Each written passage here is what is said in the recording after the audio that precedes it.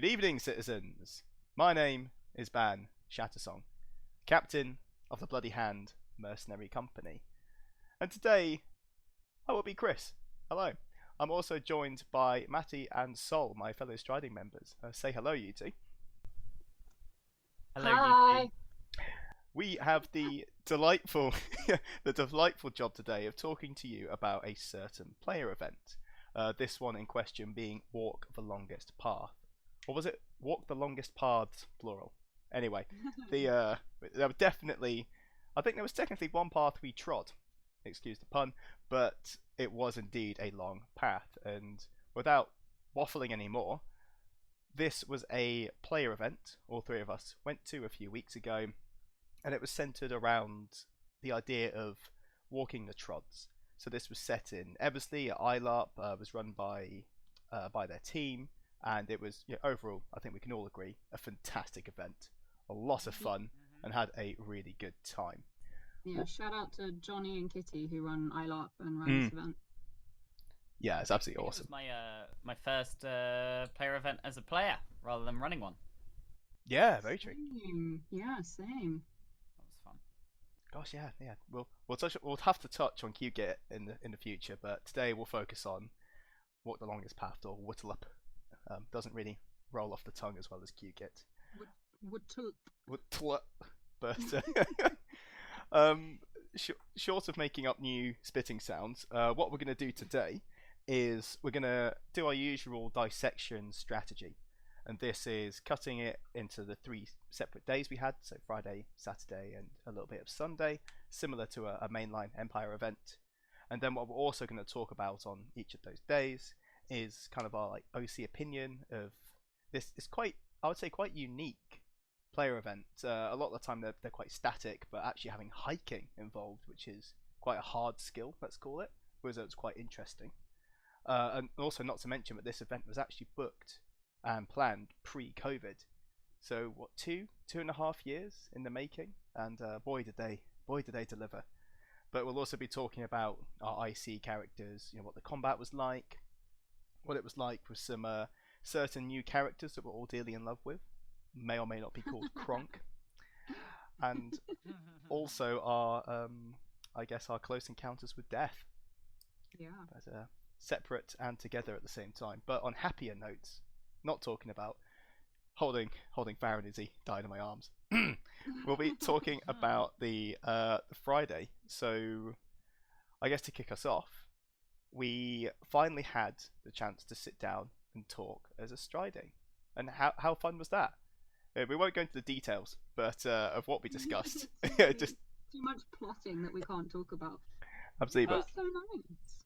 My God, for a striding of such lovely people, we literally never see each other in the field, really.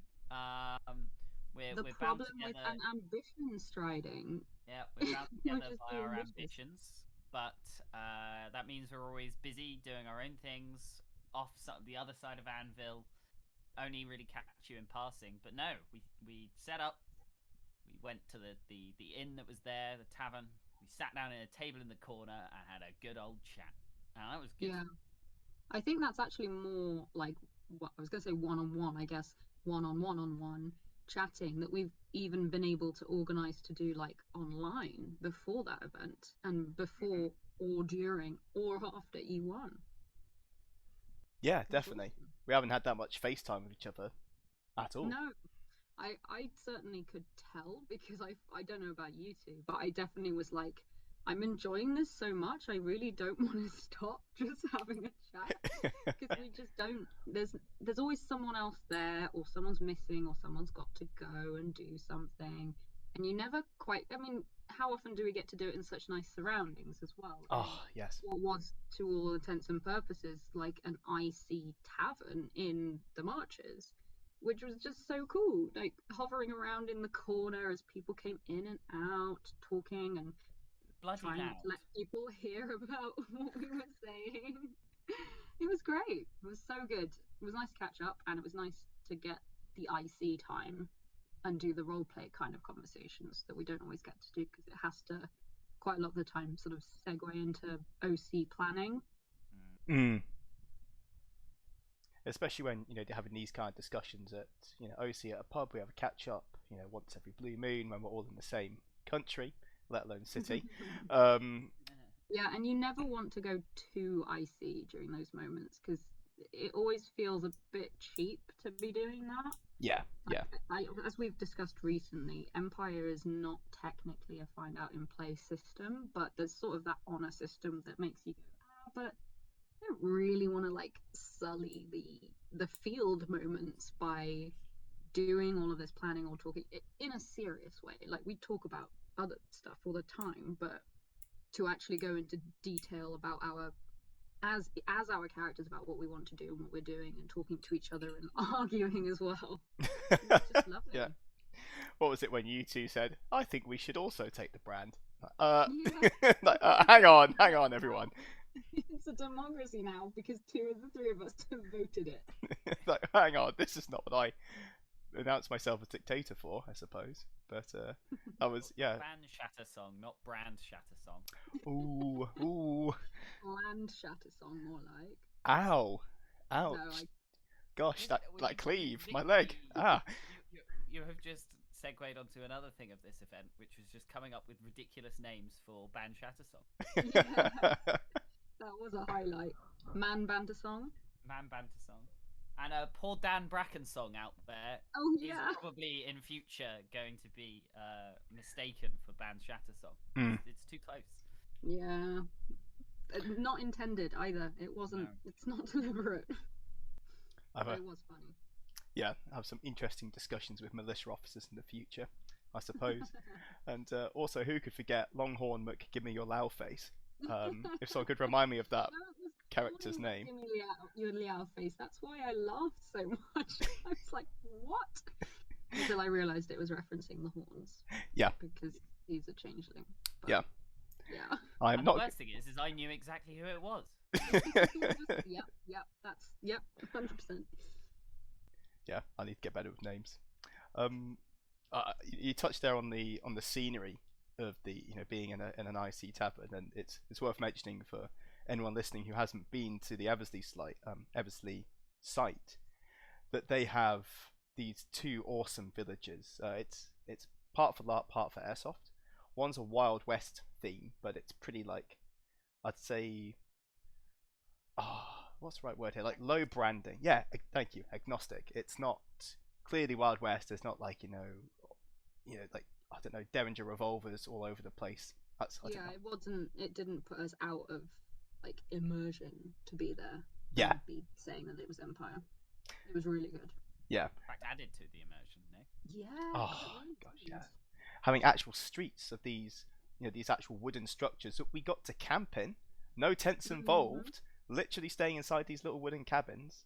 Think of a very fancy double-sized garden shed, and you're probably along the right lines. I mean, ours had bunk beds in, didn't it? It did, yeah. Well, so what I found out, I don't know if you knew this at all, but each cabin is built by someone, and the agreement is that if they come to site for an event, then they get obviously to use the cabin that they build. So they're all built by someone to their own specifications, which is why the one we were in had that little chimney space, is because the people that build it normally bring a camping stove with them. Was this the chimney space directly above Sol's head? Yes. But up on Sunday morning. In defense of the builders, they would normally sleep in the bunks, not in the actual bit that they built to sleep in, rather than under the chimney spout where there would normally be a chimney. I didn't really predict that one. No, impossible to. I had it in the back of my mind because I laid back ready to go to bed on the first night, and I went, that's an interesting patched hole. Glad it's not raining. Little skylight. It was awesome. And there's so much more to Eversley than just those villages as well. Mm. The site was very, very good. So many places that you could, flavour as lots of different things, hide an encounter in, and we used a lot of it over the weekend. We did, and I think they did a really good job of not trying to fit every area in all the time.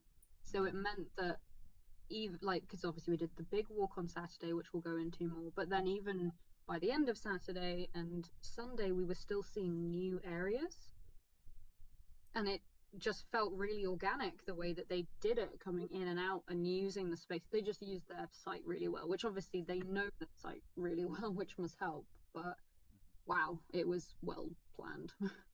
Definitely, and some of the glades and the roads we ended up on during the actual walk, it wasn't just a case of slapping us repeatedly around the face with the admittedly very nice villagers, but we managed to use 2 different villages and represent, I think, 4 different physical locations. There was a fort as well, wasn't there? And The fort, I think, was the only location that we actually used twice. Oh no, we did use the Wild West one twice, but really barely. Like the second time we were in the Wild West village, we didn't stay. We only really touched on it, and that was the final day, I think. So we hadn't been in it the whole day before. No, we did use it 3 times, but Oh, did we? Yeah, we had 2 combat encounters there. Oh yeah, we had the sneaking one as well. I forgot about that. Yeah, we raided it on the Saturday, I believe, for a cart of watering cans.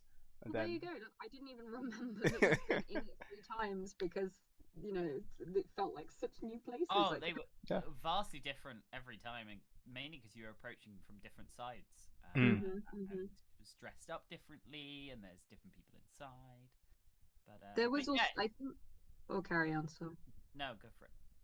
all I was going to say is that I think everyone, like both crew and players who was there, they were, because of the site, because of the level of playing, all of the above, like they immersed us so much that it was so easy to believe that kind of thing and just like get carried away and be like, yeah, okay, of course, we've been walking the trods from I believe it was, we started in Upwold in the marshes and travelled along the border up to Miaran.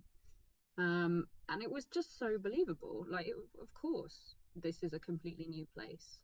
You know? Of course, these are completely new people because the crew have to recycle so many times over the weekend. And I mean, out of character, you recognise all of them straight away. But they did a fantastic job, and everyone took it really seriously. Like they weren't serious, but they took themselves seriously, which meant that it felt easy to like get in the swing of it and make it feel real, I guess. Yeah, there was no hubgub, the Jotun orc, which, you know, okay, I'm firstly guilty of playing on the main field, but yeah, it's different they when were. you monster than when you crew like a very intense small player event. Like it's not hundreds of people though. Because there was about 30 of us walking in the end, about 15 crew. So. So yeah, around about the first. It's pretty small. Yeah. But big enough that it was quite grandeur. Oh yeah, it did not feel small. But yeah, so it was a good size. What else happened on the Friday? It was mainly just kind of chill time, really, just kind of socializing in character. So after our little chats, I think we all kind of went off. I ate a lot of cheese and talked ammunition with Corey Wayfarer, which was good fun. A trend you would continue, the cheese specifically, for the rest of the weekend. And then we ended up playing lots of dice, right? Oh, Liar's Dice. Yeah, And there were some great games. was it Puck? The Yes. the younger Thorn who has A, developed a taste for it, and B, a winning streak that I'm quite envious of. Robbing me of I a outlasted Puck. It's not so bad. Yeah, it was the ridiculously accurate, but I guess it's not quite guessing, but it certainly feels like it at points. Yeah, and we had quite a few people cycle through, didn't we? And just that kind of, I guess my final point for the Friday would be the amount of characters that I think we all recognise from other player events and mainline events that we actually got to stop and talk to, you know, including ourselves. Yeah. But we actually, Rivadi, for example, I've seen them around the field at player events, maybe 5 or 6 sentences of dialogue, but actually having 10 to 15-minute conversations with all of these different, you know, heroes of Navarre, that was awesome, like totally awesome. And finally catching up and asking, hey, I saw you do this thing, what the hell was going on, and getting the backstory from it. I think that's the Yeah. good thing about a player event, though, is there's no real like draw to go and you haven't got to rush off to military council. You haven't got to rush off to all of these meetings. You haven't got a time limit ticking down of I have to get this traded by the end of the weekend and whatnot. Yeah. Work Well, out you where the military also- unit's going because I mean, carry on. I keep the event interrupting you. itself is a lovely little story. It is downtime really, as a background thing. We're not so we do have time to sit around and chat. Yeah, saying it's downtime is a really good point. And you're also, I know we were literally going out on a walk, but in many ways you're kind of stuck together for the whole weekend, which means that you are coming back to the same people over and over. So you don't just have 5 minutes and then you might not see someone for the rest of the weekend. But you also, there's no pressure to get everything done. So you can just talk about, normal things that people would talk about and just do it in character, which helps you build your character, helps the immersion feel better. You get to do things like your dice and your games that you just don't. Like, it's so world building, but you don't really, unless you're playing in a particular way, get to do that much of it in that kind of way at a mainline event. Mm-hmm. So yeah, I mean, it was downtime for our characters kind of as well, but it was a really nice downtime, like, for us, I suppose. Yeah, absolutely. And on that point there, on the world building, our objective was a variety of different towns, right? But because we're all going there, all doing this, for the people listening in, these walks were, what was it, like a 3-hour walk and then a 2-hour walk? On the first day, we did, I think 3.5 hours, then 2 hours, and then I think we did a third one, didn't we? Yeah, and there's a little one, like a 40-minute one on the Sunday, the final one. Yeah. Yeah, and that was like through the herb garden and stuff. Down like real hills and things. We did 20 kilometers in total. Yeah, 16 on the first day. On the hot day as well. So should we talk about that yeah, definitely. That's morning. Yeah, my point was going to be around your personal objectives at a mainline event are all very different, but at this event it was walk to the place. So to your point, Matty, around having the time to do stuff and just talk about idle chatter almost, it was perfect. So we woke up on the Saturday morning, bright and bushy, not too hungover. And we armoured up. We armoured up. We did. Wandered over to the rest of the group that had kind of formed, ready to start the walk. It's like 10 o'clock, maybe 10:30. And, we were told that we're going on like a 3-hour walk. It was really hot for England. Summer's out. A lot of, made sure we've got our waters, our backpacks, and everyone else kind of looking around. They had their weapons, right? But there wasn't much other pieces of armor. I think there was like one other piece of heavy armor with us. There weren't even really that many weapons in the end. Like, most people didn't bring them on the first one, I think. Some people didn't bring them to the event. Yes. That's another point, but we'll get to combat, I guess. I was gonna say, it was only because I think we'd all kind of talked about it just before the event as to whether or not we were gonna bring, our full combat kit, basically. Like, would it be necessary? And from an OC point, we were all like, yeah, okay, might as well, because we don't want to be caught out being silly and die, essentially, which in many ways mirrors our icy opinions. Foreshadowing. And foreshadowing, exactly. So we were standing there, all in kind of. I was in my full chain, which first time I was wearing it was E1 properly. Very good looking chain. Whoever helped you pick it is clearly some kind of fashionista. Oh. I wonder who that was. It was me. No, it wasn't me. No, it was Chris. And then I had to lug it all the way back from Gloucester, but it was worth it. Us Thorns, Shatter Song, full armor, looking across the rest of them, and honestly, I don't know if you saw it. We were getting looks of like, we're going on a walk, and they're doing it in chain. How silly. And honestly, Chris, all I remember right at the start of the walk, we started going off, you were in a bad state already. Yes, I was not hungover or in any way indisposed and unable to walk a long distance. Well, You we told me at had the had start, a slightly earlier night than Martin, aka Travid Longest Path, but it still had been a Friday night of fun. Yeah, had been pretty good. But anyway, Sol, apologies. I was whining, bitching, and moaning to set the scene. Yeah, Farron took his place as essentially the Striding's "please hold this," as I was for the rest of the Yes, you were. But you know, that's what Farron's for. I had a nice little backpack as well that I bought kind of last minute, and it went over the chain, and I could fight with it. So that is an excellent purchase. Didn't you say that after the first combat you actually didn't realise that you were still wearing it because you'd forgotten about it during the fight? Yeah.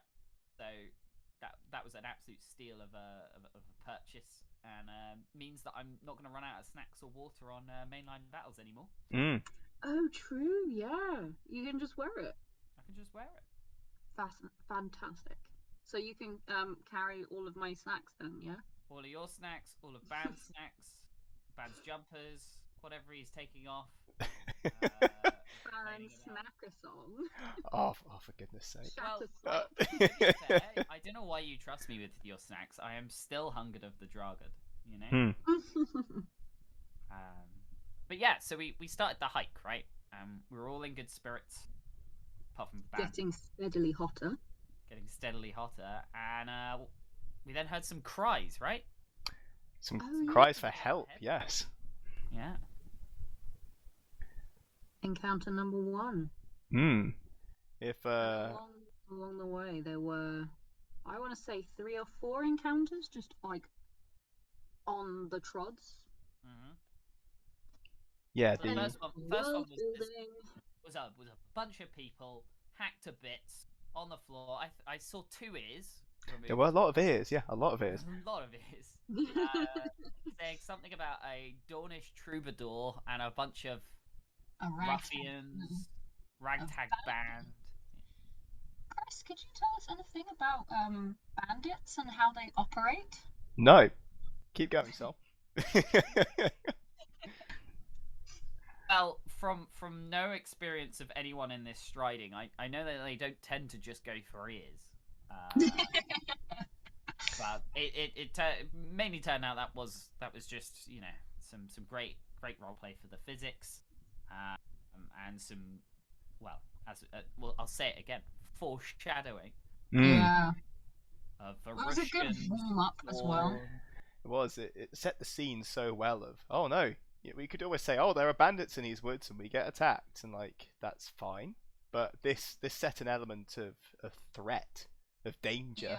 Finding all of these, you know, about 5 or 10 Imperial citizens, just in varying states of not okay, lying on the trods, and just walking into them. Like, oh my goodness! All of these ears. It really sets your expectations to be like, okay, at any point on this walk, we could come across something, because I think until that point, I want to say, all of us had sort of been thinking that on the walk there wouldn't be any encounters or anything, and we would get to a location, and that's when, you know, in the back of your mind you think, okay, well, that's when things will happen.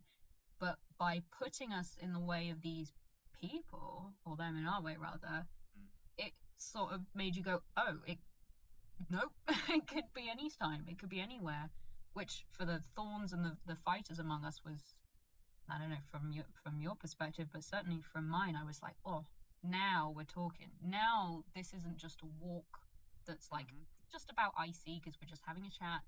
Now this is roleplay. Like now we're in the game, and we've got to stay in the game. I think that was exactly that. I think it was roleplay. I think still in the back of my mind, I was going, because we had been told out of character there will be no like combat or anything on the walks. So even though I was role playing, like, I better keep watch, better, you know, make sure everyone's you doing still it. know. It was full like role play. Well, we thought we knew, right? We went along. It was a nice long walk. The first one I think was the longest. It was the Lots of ups longest and part. down. It was the longest path. Lots of ups and downs. Bit of mud, but everyone was kind of enjoying themselves. We were kind of passing in between different groups, talking to all of the different people along. It was a beautiful location, and it was really nice to just keep like changing who you're walking with too. Yeah, People were slow singing down a as bit. well. The bards, but not just the bards, also just people were singing. It was great. And we felt a little smug, didn't we, after that first encounter with our chainmail on, everyone else looking a little bit shiftier in their thin cloth, and us in our mighty metal t-shirts.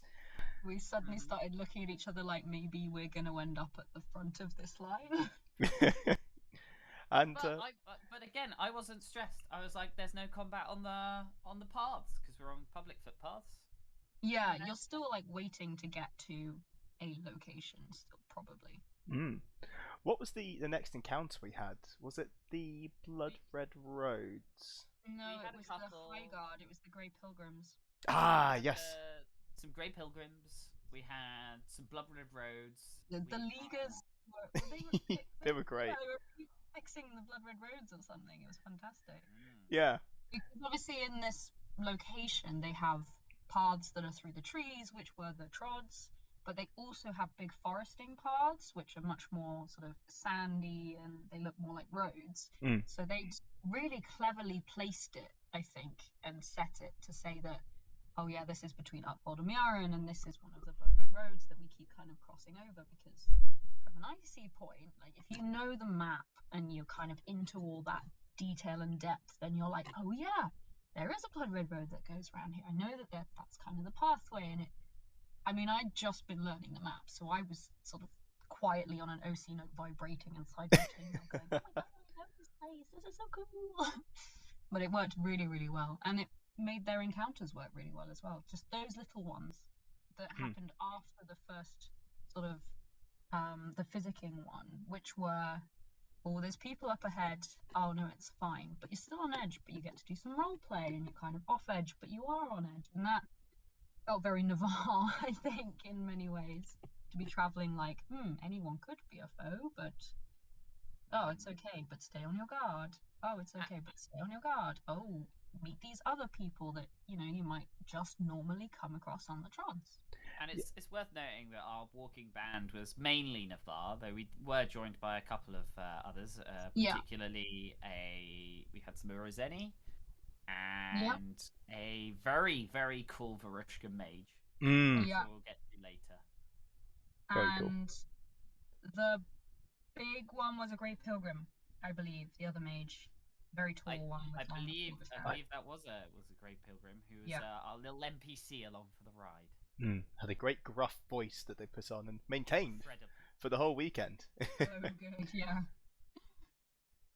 But then we got to kind of, it was very hot. I've been taking on lots of water, eating lots of snacks along the way, sailing the chainmail. It was quite warm. And then we get told that we're going to stop for lunch, right?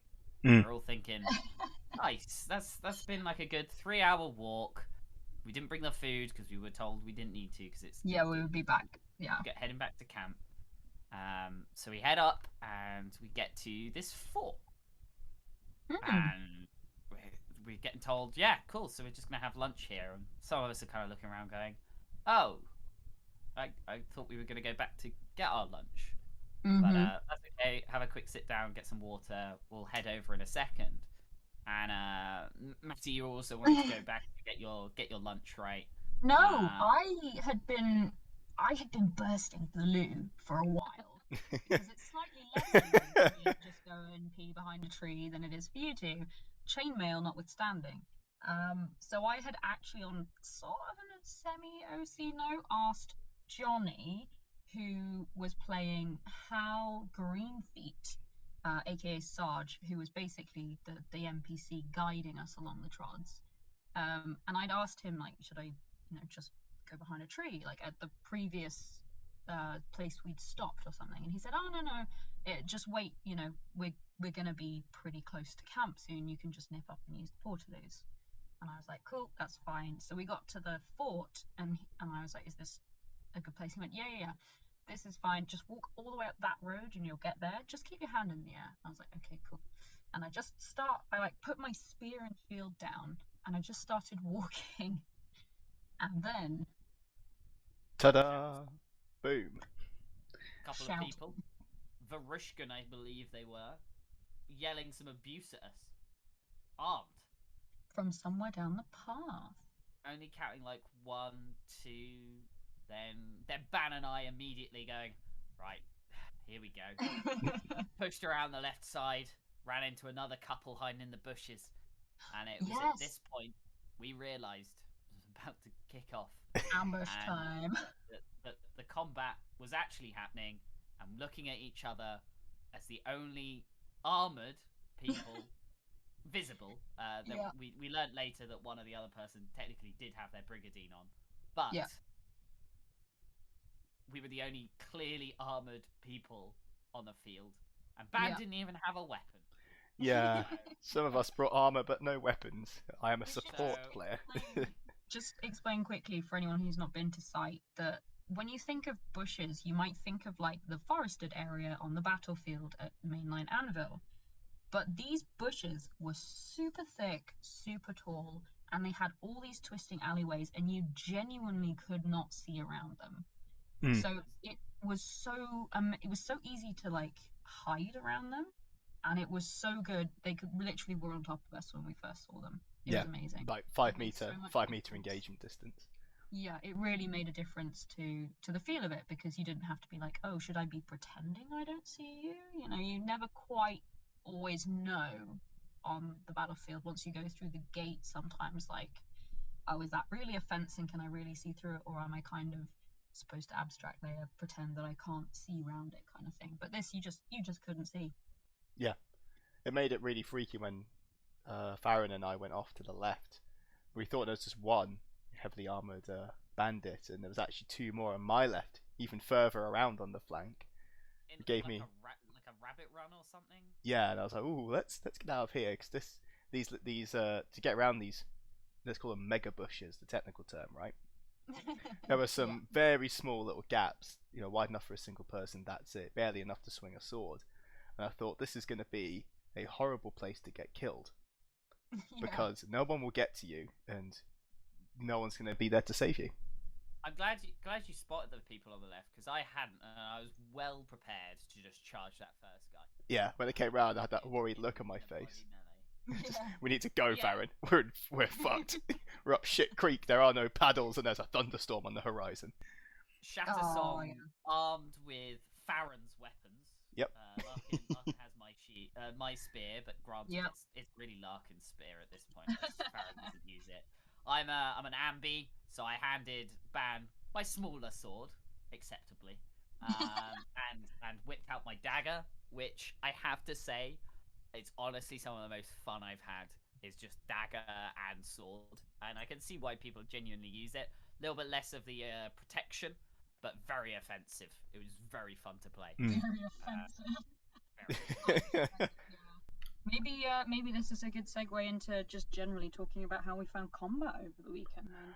Oh boy! I think this first one, just to kind of wrap it up, was quite a long scrap with some fairly armored bandits and some fairly unarmored Navari taking this all on. Pasty civilians. The physics hastily trying to sort of organise themselves, which, to their credit, they did. They did. It was a little bit, you know, kind of sporadic. We weren't prepared for combat. We still didn't really know each other by then. So no one was really prepared. We all kind of split off into different groups. Big bonding moment.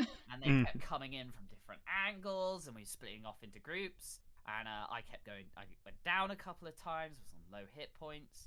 And then there was this genuine moment where Larkin, you'd gone off with lots of them, kind of chasing them. Yeah, I went off to the right to wrap around some. Yeah.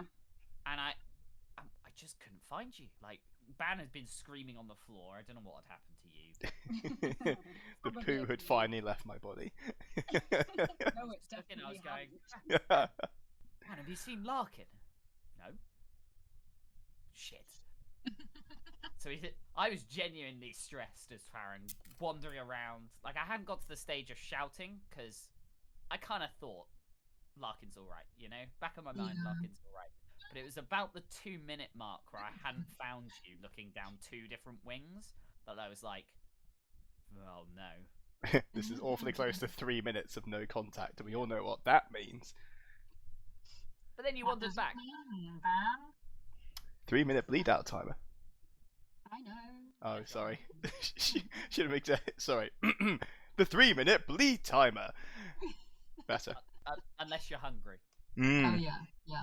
Or you have other things that make it different. But yeah, generally 3 minutes is how long you go once you've dropped to no hits before you are dead / terminal. But it's funny because on a more OC note, I'm probably the one out of the 3 of us with the least combat experience. Certainly the least combat experience with the combination that I was wielding. But just the least combat in general, let's face it. So I don't think it was an unreasonable assumption that if I had been the one armored person on the other side, I could easily have gone down. Now, luckily, I'm fairly tanky because I know that I get hit a lot, so I've upped my hits for that exact reason. Well, this is like some of the first times I have been slightly more tanky. Normally I run around in light, so to be running around in chain... Yeah. Feels good, doesn't it? It does feel really good. I'm like, this is proper steel chain, so I'm feeling the weight of it, cool. the momentum. It swishes. It's amazing. It feels cool. But yeah, basically, this early combat, I think most people were a little unprepared as well. I think the NPCs weren't warmed up. I don't think we were warmed up. And we had our most energy. So I found myself charging in, blocking things to the left, like just kind of getting in close and just absolutely stabbing the bandits up and having an absolute whale of a time. But again, I think on a kind of a more all-round note, it was that first combat. No one was kind of ready for it. And I think over the course of the weekend, the combats got harder. Yeah. But also we got better. Yeah, definitely. We understood what other people could do. There was a lot more like structure to the way we were approaching fights. And yeah, no, it felt good overall. I think the one downside of that first combat though was gravity cast strike down on myself. Ooh. And I went pummeling down, powered by the momentum of that extra weight the chain gives, and slammed my knee on a root. And I was genuinely cleaved for quite a bit of that battle, mainly because it was quite painful. Yeah, that's fair. Yeah. I was worried that was it for the weekend, but fortunately, kind of made sure it was all right. Yeah, managed to tough through. Yeah. And you kind of honestly, it was one it's of fine those now. Just pain. Yeah, it was definitely one of those where you're exhausted. But because of the setting and the costume and the character and everything, you kind of just keep going. Like, I mean, we were all dead on our feet with the weight of the chainmail. I know, Chris, your chainmail wasn't quite as much, but it was a lot still to be doing all of that walking and the uphill and the downhill and the forward rolls. Charging, and the fact, not this time I didn't notice any, but also the fact that because we're all in armor and we're quite heavily weaponed, well, some of us have got big weapons, we were charging forwards a lot, so we were running perhaps slightly more than some of the others, so it all just added up. But on a very general note, before I forget to say it, that combat, more so than the others, because it was just us in our armor and like really heavily weaponed and everything, kitted out, I have never quite had that reason to be pushed forwards and just charge into the fray and be at the front, because I've never been the tanky one or the super good one. So I don't know, it was amazing. It put me super into the character, it got me really involved in the combat, and I had an absolute whale of a time from that point onwards. Like, honestly, that was really the beginning of the whole weekend for me, and that's the beginning of me going, What an amazing event. I Best love that from you, because my whole reaction to that was, obviously everyone at the start of the combat was like, everyone to the, heavies to the front, and I just looked at them and went, no, I'm prepared, you're not. That's basically my view on things. I'm not dying because I've got armor on. Doesn't mean I have to fight for you. But that's my opinion. The Just range. being, That was just more just of an just the OC experience of knowing things on the field. No, it was definitely icy. But for me, I think it Sure. pushed me forwards from an OC point, because it's normally OC that I have that one little bit of hesitation that just stops me from like charging forward in a skirmish, which we know maybe in Anvil like mainline events they are often quite deadly, but it also, I'm always surrounded by people who are a lot better than me, and I don't quite have that reason, like the need to jump forward. So it's one of those things, like, until you have to do it because there's no other option, I'm always fighting with myself to try and be like, just go and do it, because I regret it every time I don't. And at E1, fighting with you, Chris, like, I really made myself do it. I was like, I'm gonna do this. I'm gonna use a roleplay effect. It's gonna help. It did help, push me forwards. I had the proper loadout that actually worked for me for once, and I was like, screw it. It's gotta happen. But there was still that little bit of me that hadn't had the practice, and Walk Along This Path was where those two things combined, where I was like, I have a reason, both IC and OC. I don't have an excuse or like someone to hide behind, and I finally got the loadout. Time to practice, and my god, I have never done anything like it. It was amazing. It's also one of those skirmish type battles that you don't get to do that often at Empire. Yeah.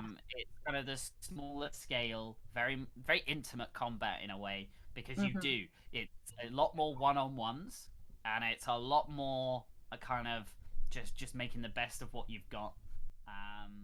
Well, we won't jump too far forwards like straight away, but when we eventually get round to Sunday's combat, just a big thumbs up.